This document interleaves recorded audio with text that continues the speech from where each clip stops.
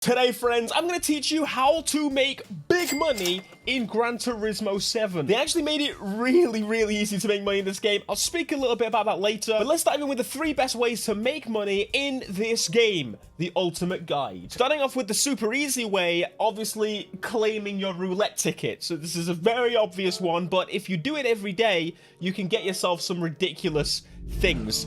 Big money is what you're after. Well, this 2-star is not going to give me any money at all, is it? Oh my god, give me... Oh my god, I got nothing! Congratulations, what is it, 5? It's 5k! Wow, I'm so glad, I'm so happy. But nonetheless, the reason I put this in the video is because if you do it every day or you just play the game and claiming these, well, obviously, money. It's like an additional thing on top of the 2 I'm about to tell you about. So, the second option is, in my opinion, the fastest and the best way to make money because it has no entry barriers. Head on into the world circuits. Now, I personally think the best way to do this is, of course, going for the first one you have available. Right here, for example, going to circuit experience. Now, I've done this on silver. If you get gold or bronze, basically, there's different levels of money you will get. Completing a bronze will get you a smaller amount of money. Completing a gold will get you a bigger amount of money. This is by far the best way to make money in GT7. It was the same in GT Sport, but before the update, it was useless. Now, if you did these before the update recently, it's highly recommended you just go in there and you can claim the new money for your doings. For example, here's one I have yet to complete on Trial Mountain, and so therefore we will jump in. Starting on Sector 1, and I have yet to drive this RX Vision, so let's see how we... My wheel's not connected. Now, these cars are full-on race cars, so they are literally insane. You can properly just go for it on a majority of these cars. Now, I am nowhere near a race man, which is why I only just got bronze on that one. But nonetheless, you get some decent money from it. So, I only got bronze, of course. You can grind, and keep going. But ultimately, as long as you get bronze, which is generally pretty easy, start off with about 1,200 credits over there. Then all you gotta do is complete the next one, the next one, the next one, which is, in fact, the final stretch. Which means we're now about to do a full lap. This RX concept is very annoying, to say the least. However... bronze. On completing this, we get ourselves 12 grand, which is all the money totting up. We get the mileage, of course. And for getting bronze, 160,000. Now, again, if you have the time, just keep grinding out, get yourself gold, because let me show you. The Nürburgring, for example, will give you 5 million for getting all gold. That is insane, and I want to do it. I want to do it. That's a lot of money. Moving on to the current best way to make money in Gran Turismo. Once you've completed the circuit experience and once you've, well, done your daily, jump over to the Tokyo Expressway and you want the World Touring Car 600. But to do this, you want a very specific car.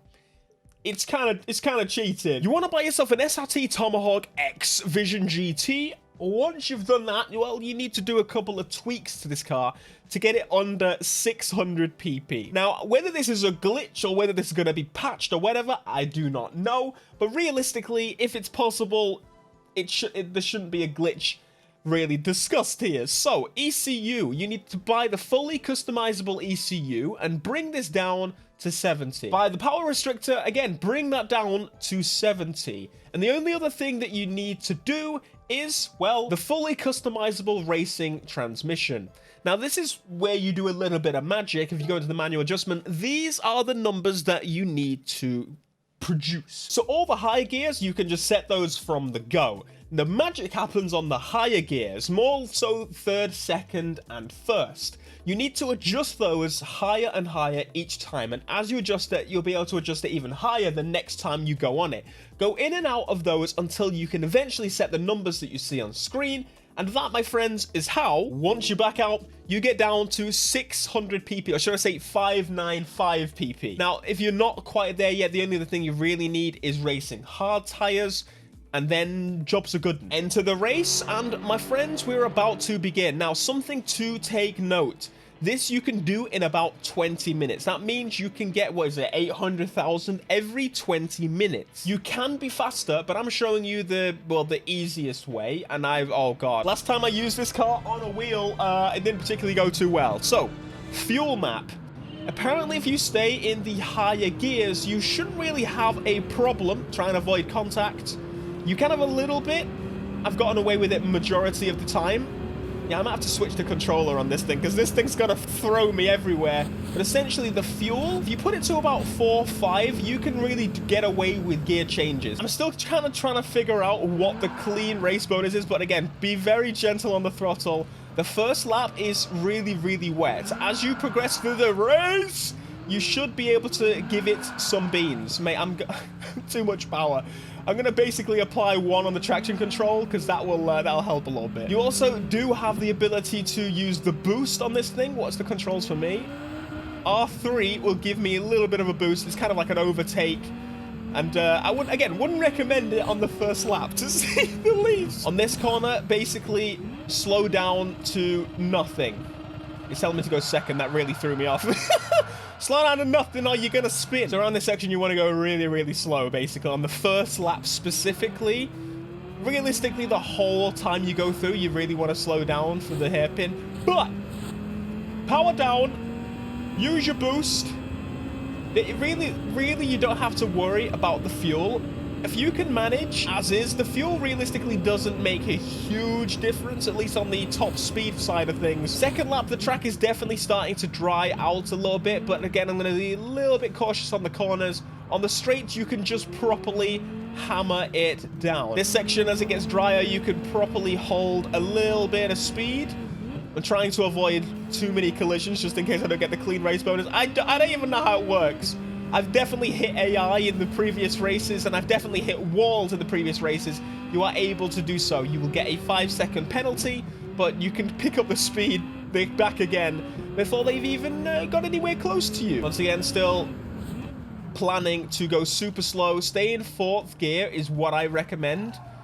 You'll still get a little bit of scurring, but... And then we're going to slowly go back on the power again. This section here is where you do the penalty. So once you've done the penalty, you just floor it again. Give it a boost. Do a claw hand.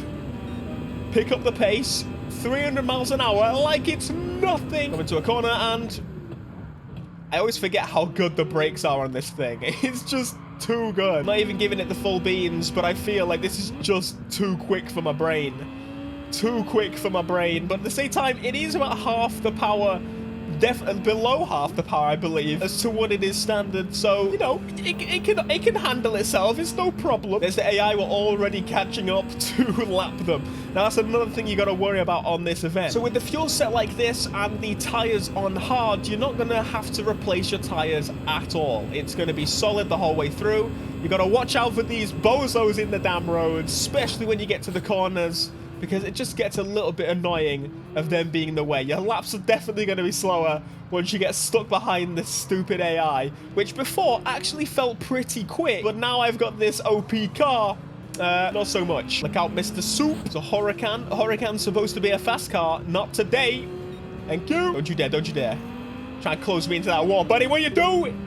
No, no, no, no. It's funny because you get some properly varying lap times because the AI is just in the way sometimes. But at the same rate, even a really quick lap can be beaten, and I'm like, how did I do that? So I'm going to work out consistently, based on people getting in your way and things like that, how long this will actually take. There's no point telling you, oh, if you drove at 1 minute 20 seconds every lap, you would do a billion. Rolling into the final lap. Very nice. That was the quickest time yet. 1 minute 24. Pretty good. All I've been doing is doing more on the boost every single lap we go through. Corner! It's definitely been one of my quickest overtake laps for sure. Please refuel. Absolutely not. And across the line. Beautiful. Incredible. Just like that, 4 laps ahead. Yesterday, I literally only got 2 laps ahead, so I improved. And we have completed 825,000. Not too shabby at all. And of course, we get the daily mileage. I completed that in 18 minutes 43. So based on the majority of players, that is going to be an average of about 18 minutes. That's at 825, which means you're going to get just under 2.5 million every hour. So there you have it. That's how you make money in Gran Turismo 7. Now, this is my little opinion piece on the end. Now, of course, Gran Turismo is not supposed to be that quick to complete that event. That event should take you maybe double the time. And of course, they really recently, they did an update to basically make the money better than it was. And since there's not much progression left after the menu books, this is what we get. One random event at the end of a collection of events that is worth 500. Why am I ever going to touch these events ever again? There is a huge misbalance here, and I think the only way to really solve this, yes, we have more money now, but I feel like the big issue is that the progression isn't there. I'm not sure how I feel about now being thrown money. I feel like maybe we make it too fast, but I don't want to say that because ultimately, if we didn't make money this fast, what we'd be doing in the game would be grinding to get a car that costs maybe 100k. There's a bit of an issue here still. It's better than the previous issue, but there's still an issue. Let me know what you think down below in the comments, and hopefully this helped you. Thanks so much for joining us, my friends. Be sure to smash like, subscribe if you are new, and I'll see you in the next GT7 video. Peace.